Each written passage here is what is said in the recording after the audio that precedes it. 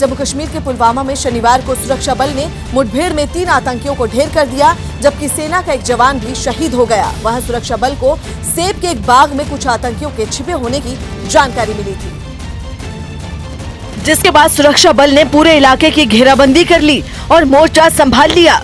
सुरक्षा बल ने गाड़ियों से पूरे इलाके को घेर दिया और आतंकियों की तलाश शुरू कर दी, लेकिन इस दौरान आतंकियों ने फायरिंग शुरू कर दी, जिसके बाद सुरक्षा बल ने भी जवाबी कार्रवाई करते हुए हिजबुल मुजाहिदीन के 3 आतंकियों को मार गिराया। सुरक्षा बल के मुताबिक मुठभेड़ में मारे गए एक आतंकी का नाम अदनान है, जबकि दूसरा आतंकी हिजबुल मुजाहिदीन का कमांडर जहूर ठोकर है, जो राष्ट्रीय राइफल के जवान औरंगजेब की हत्या में शामिल था। दावा किया गया कि जहूर ठोकर टेरिटोरियल आर्मी का सदस्य था और 2016 में सर्विस राइफल के साथ भागकर आतंकी बना था। हालांकि मुठभेड़ के दौरान सुरक्षा बल के 2 जवान भी जख्मी हो गए। वहीं मुठभेड़ खत्म होने के बाद सुरक्षा बल ने सर्च ऑपरेशन शुरू कर दिया। अंडरवर्ल्ड डॉन दाऊद के गुर्गे छोटा शकील के भाई अनवर बाबू शेख को दुबई पुलिस ने हिरासत में ले लिया। सूत्रों के मुताबिक छोटा शकील के भाई अनवर और उसके एक साथी को दुबई में हथियारों की खेप की डिलीवरी के एक केस में हिरासत में लिया गया। दुबई पुलिस की इन्वेस्टिगेशन विंग ने अनवर बाबू शेख को एक होटल में हिरासत में लिया।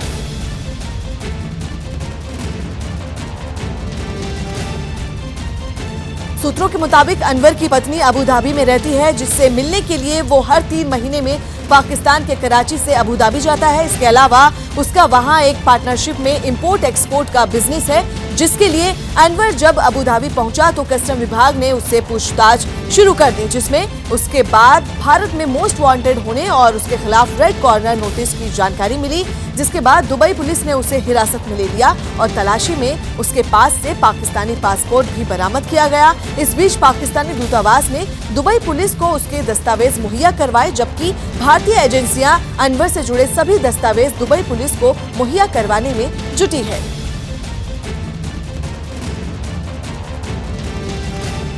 बड़ी खबर ये हम आपको दे रहे हैं, छोटा शकील का भाई जो है उसको हिरासत में ले लिया गया है और उसके पास से पाकिस्तान का पासपोर्ट भी जब्त किया गया है। अंडरवर्ल्ड डॉन के गुर्गे छोटा शकील का भाई अनवर बाबू को दुबई पुलिस ने हिरासत में ले लिया है। सूत्रों के मुताबिक छोटा शकील का भाई अनवर और उसका एक साथी दुबई में हथियारों की खेप की डिलीवरी के केस में हिरासत में लिया गया है। दुबई पुलिस की इन्वेस्टिगेशन विंग ने अनवर बाबू को एक होटल से हिरासत में लिया। छोटे शकील के भाई की हिरासत के बाद अब अंडरवर्ल्ड डॉन दाऊद इब्राहिम को एक और झटका लगा है। भारतीय एजेंसियां दाऊद के भतीजे सोहेल शेख को अमेरिका से प्रत्यर्पण कर भारत ला रही है। पकड़ा गया सोहेल शेख दाऊद के भाई नूरा का बेटा है, जो 2016 में अमेरिका में नारकोटिक्स के बदले हथियारों की तस्करी में पकड़ा गया था।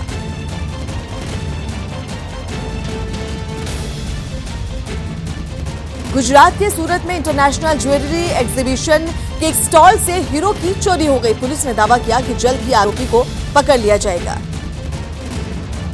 लेकिन इससे पहले गहनों की प्रदर्शनी में स्टॉल नंबर 212 से एक आदमी 6 लाख रुपए की कीमत के हीरो को चुराकर फरार हो गया।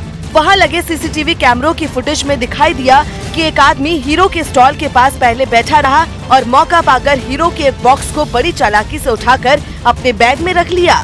इस दौरान वहां खड़े लोग दूसरों को प्रदर्शनी दिखाने में मशगूल रहे। इस बीच हीरे चुराने वाला आदमी मोबाइल पर बात करते हुए प्रदर्शनी से बाहर निकल गया।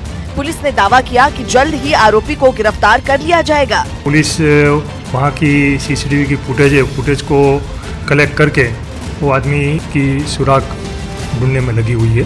3 दिनों तक चलने वाली इस प्रदर्शनी में कई तरह के गहनों और हीरो को रखा गया, जिन्हें देखने के लिए लोगों की भीड़ वहां पहुंच रही है। मध्य प्रदेश में कमलनाथ को मुख्यमंत्री बनाए जाने के बाद कांग्रेस में घमासान थमता नहीं दिख रहा। मध्य प्रदेश के जीते हुए विधायक दिल्ली में ज्योतिरादित्य सिंधिया के आवास पर पहुंच गए और वहां सिंधिया को डिप्टी सीएम बनाए जाने की मांग को लेकर नारेबाजी करने लगे।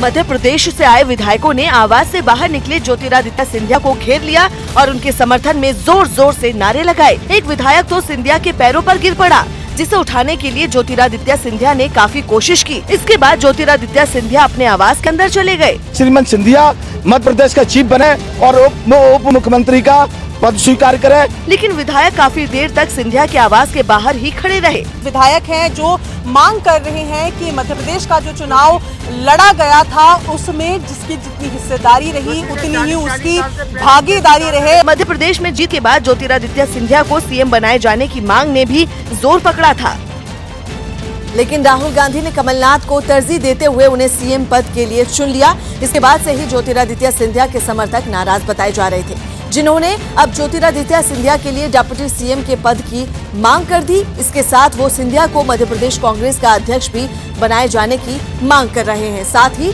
सिंधिया के समर्थक विधायकों ने मध्य प्रदेश सरकार में 20 मंत्री पद की भी मांग की है। मध्य प्रदेश में कमलनाथ 17 दिसंबर को मुख्यमंत्री पद की शपथ लेंगे। नोएडा के फिल्म सिटी में पुलिस ने मुठभेड़ के बाद 2 इनामी बदमाशों को गिरफ्तार किया है। मुठभेड़ के दौरान दोनों बदमाशों के पैर में गोली लगी है। वारदात रात करीब 12:30 बजे की है। फिल्म सिटी के पास गाड़ियों की चेकिंग के दौरान एक बाइक पर सवार 2 शख्स आते दिखे तो पुलिस ने उनको रोकने की कोशिश की, लेकिन उन लोगों ने पुलिस पर फायरिंग शुरू कर दी। जवाबी कार्रवाई में दोनों बदमाशों के पैर में गोली लगी, जिन्हें तुरंत अस्पताल में भर्ती करवाया गया। इसमें से एक बदमाश अजीत पर 25,000 रुपए का इनाम है। पकड़े गए दोनों बदमाशों पर मर्डर, लूट और जबरन उगाही जैसे दर्जनों मुकदमे दर्ज हैं। पुलिस ने इनके पास से एक पिस्टल, तमंचा और कारतूस बरामद किए हैं। बदमाशों के द्वारा पुलिस पार्टी पे अपने वहां से भागने के लिए फायरिंग की गई, जिसमें कि एक्सचेंज ऑफ फायर में 2 बदमाश, जो कि अजीत जिसके ऊपर 25,000 का इनाम था, उसका एक साथी मिलकर दोनों घायल हुए हैं। इनके द्वारा कई लूट की घटनाओं को अंजाम दिया गया, जो कि इनके आपराधिक इतिहास की जानकारी की जा रही है। तो इनके पास में एक लूट की बाइक बरामद हुई है, असला बरामद हुआ है और अन्य सामान बरामद हुआ है। आगे इसमें कानूनी कार्रवाई की जा रही है।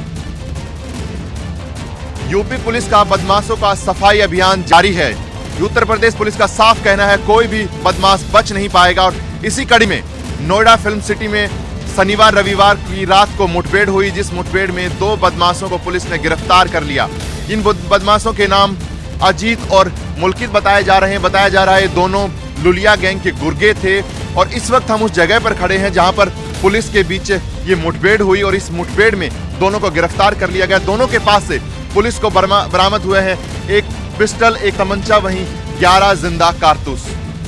पुलिस के मुताबिक कहा गया है कि रात को उन्हें इस बात की सूचना मिली थी कि 2 बदमाश इलाके में आ रहे हैं, जिसके बाद पुलिस ने पूरी फिल्म सिटी की घेराबंदी कर दी और इस जगह पर पुलिस ने इशारा किया रुकने का। जब बदमाश नहीं रुके और पुलिस के ऊपर गोलियां चलाई तो पुलिस ने जवाबी कार्रवाई की, जिसके बाद बाइक जो थी वो यहीं गिरी और गिरने के बाद दोनों को गिरफ्तार कर लिया गया।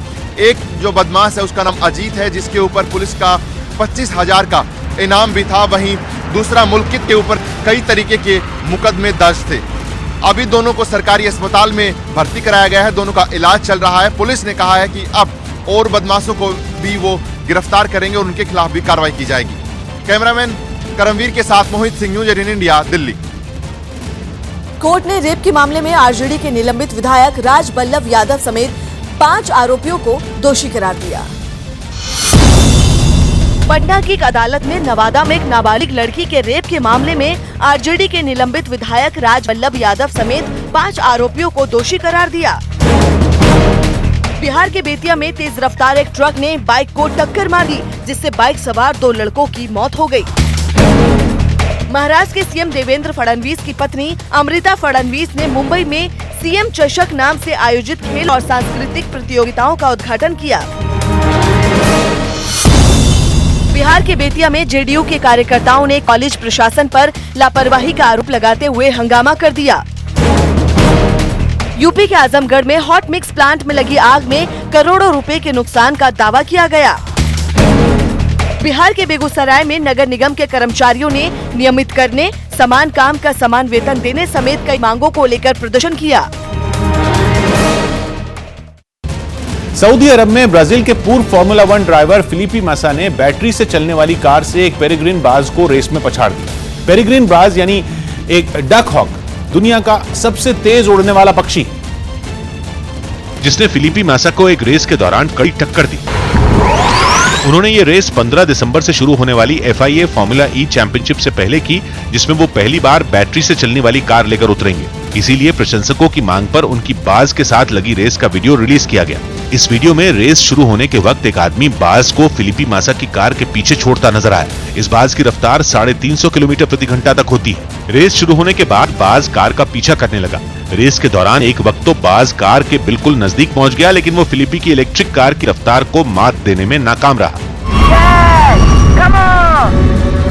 रेस खत्म होने के बाद बाज वहीं उड़ता रहा, जबकि फिलिपी की कार आगे बढ़ती चली गई। दिल्ली के शाहदरा इलाके में एक आदमी कपड़े की दुकान में आग लगाकर फरार हो गया, जिससे दुकान में रखा लाखों रुपए का सामान जलकर राख हो गया।